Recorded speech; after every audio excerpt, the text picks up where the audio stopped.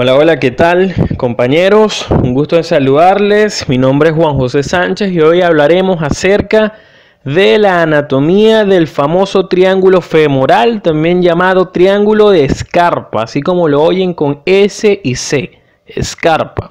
Antes de comenzar este video, los invito a que se suscriban a mi canal. Aquí en la esquina inferior derecha hay un link donde ustedes le dan clic y automáticamente quedan suscritos al canal y pueden tener acceso a todos mis videos. Este triángulo femoral básicamente es un triángulo que encontramos en la cara anteromedial del muslo, la cual tiene una implicación anatómica, funcional y médica muy importante, que ya se las explicaré más adelante. Para ustedes comenzar a entender lo que es un triángulo, básicamente lo que es el triángulo femoral, tienen que entender bien qué significa límite, qué significa piso y qué significa techo. Porque generalmente las imágenes que usamos para explicar los triángulos son imágenes bidimensionales y eso no nos deja muchas veces entender lo que significa espacialmente en tercera dimensión un triángulo. Entonces imaginemos que los límites son estos músculos que nosotros vemos aquí, como se los expliqué ahorita o como lo vieron ahorita en una imagen.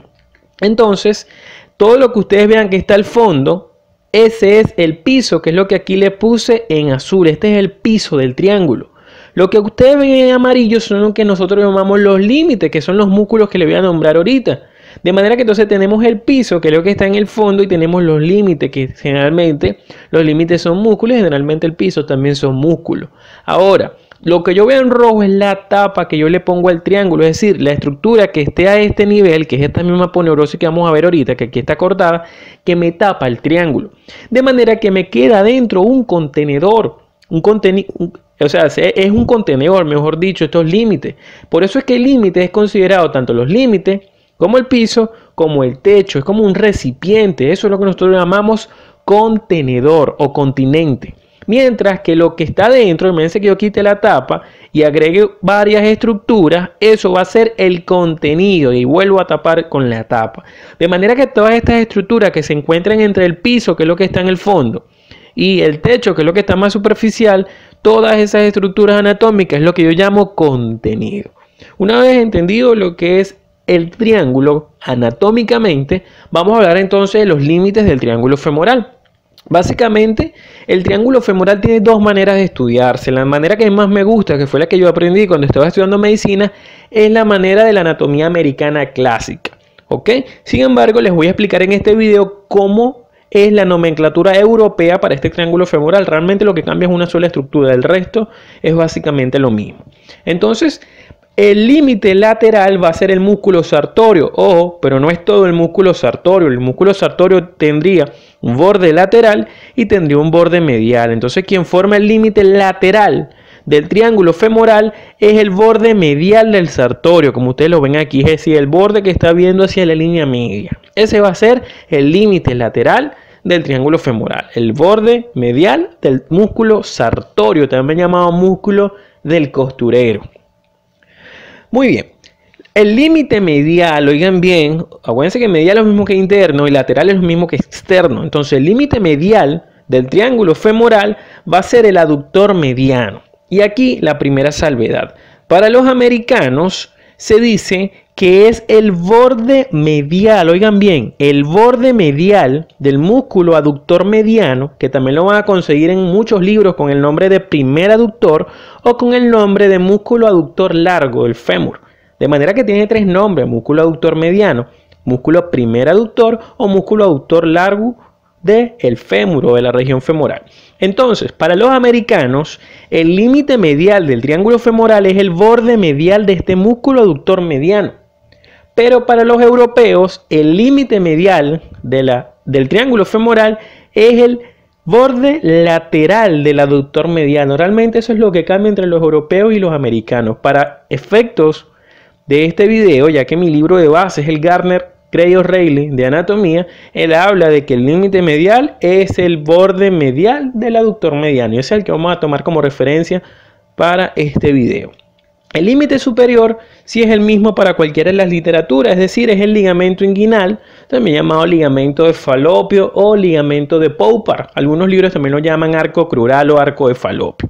Entonces este va a ser el límite superior de mi triángulo femoral, de manera que así va a quedar constituido el triángulo femoral para la escuela americana, que es la que yo me baso, vuelvo y repito, y así va a quedar contenido mi triángulo femoral para la escuela europea, porque ellos toman como referencia del límite medial al borde lateral del músculo aductor mediano.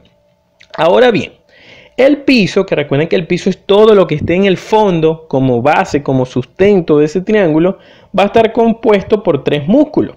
Vean aquí seccionamos al sartorio y nos encontramos con los músculos del piso.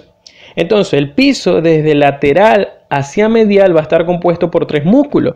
Primero el músculo psoas ilíaco, ya saben que es la unión de 2 músculos, básicamente el músculo ilíaco, que es este más externo, y el músculo psoas mayor, que está más interno. Ambos músculos forman el psoas ilíaco y ya unidos, siendo psoas ilíaco, van a formarme el piso, la parte más lateral del piso del triángulo femoral. Luego nos venimos hacia medial, nos encontramos el músculo pectíneo y luego más hacia medial nos encontramos con el aductor mediano. Ojo con este músculo aductor mediano. ¿Por qué? Porque para los americanos el aductor mediano es piso. ¿Por qué? Porque ya les expliqué que el límite lateral del triángulo es el borde medial del músculo. De manera que el resto del músculo, toda esta zona del músculo, me queda como piso. Sin embargo, si ustedes le preguntan a los europeos, este músculo, como el límite de ellos del triángulo queda aquí, este músculo solamente forma el límite del triángulo, pero es imposible anatómicamente que pueda formarme parte del piso. Les explico. Así es que me queda para los americanos. Vean que entonces el aductor mediano es tanto límite lateral del triángulo, límite medial, como piso. Por eso es que lo ven que lo nombro 2 veces. Mientras que para los europeos, este músculo, su borde lateral, solamente es el límite medial del triángulo, pero no forma parte del piso. Entonces les quise traer esto a colación porque hay muchas literaturas, algunos se guían por los europeos y otros se guían por los americanos. Entonces, para que usted sepa que hay 2 maneras de delimitarme este triángulo. Ahora, el techo va a ser la estructura que me lo está tapando. Básicamente la imagen que conseguí que podía enseñarme el techo es esta de la parte venosa y nerviosa superficial. Esta aponeurosis membrana que me cura todo el triángulo femoral es la famosa fascia lata. Esta fascia lata junto con la aponeurosis cribiforme que no se ve en esta imagen, pero teóricamente quiero que sepan que debería estar allí, son las que me forman el techo del triángulo femoral. Ahora, contenido. Recuerden que el contenido era lo que estaba dentro del triángulo. Básicamente encontramos la mnemotecnia VAN.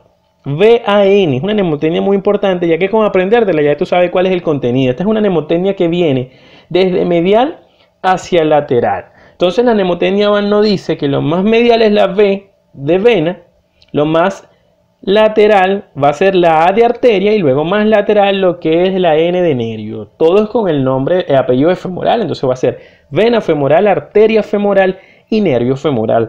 Ojo, la palabra femoral en anatomía es lo mismo que crural, por eso es que esto lo pueden encontrar con el nombre de triángulo crural. Igualmente esta puede llamarse vena crural, arteria crural y nervio crural. Es lo mismo crural que femoral o que muslo, es lo mismo. Entonces, en este triángulo femoral vamos a ver que la arteria femoral da una rama profunda que se llama arteria femoral profunda y ella sigue como arteria femoral superficial. La vena femoral sí permanece intacta. Ahora, vean lo siguiente, hay una relación anatómica importante entre la vena femoral y la arteria, que es que a principios del triángulo, o sea en la parte más proximal, la vena está medial con respecto a la arteria. Pero a medida que descienden, la vena se pone posterior a la arteria. Incluso cuando entran en este conducto, que es el conducto de los aductores, que van a ver en otro video, la vena entra posterior a la arteria. Ahora, en la parte más superior, lo que está lateral a la arteria femoral es el nervio femoral. Pero ese nervio femoral me va a dar 2 ramas, que son unas de sus ramas terminales. Una es el nervio safeno interno, que es este que ustedes ven aquí, que cruza, primero está lateral a la arteria y luego cruza a la arteria femoral. Y este nervio, que es el nervio del músculo vasto interno. De manera que estos 2 nervios, hablo del nervio del músculo vasto interno y el nervio safeno interno, son relación y son contenido del triángulo femoral. Muy importante que ustedes sepan eso. Entonces, amigos, este ha sido todo el video del triángulo femoral. No olvides suscribirte en el circulito que te sale aquí, darle like y compartirlo para que le lleguen muchas más personas. No olvides también seguirme en Instagram en @JuanPisoSánchez1315. Muchísimas gracias por su colaboración.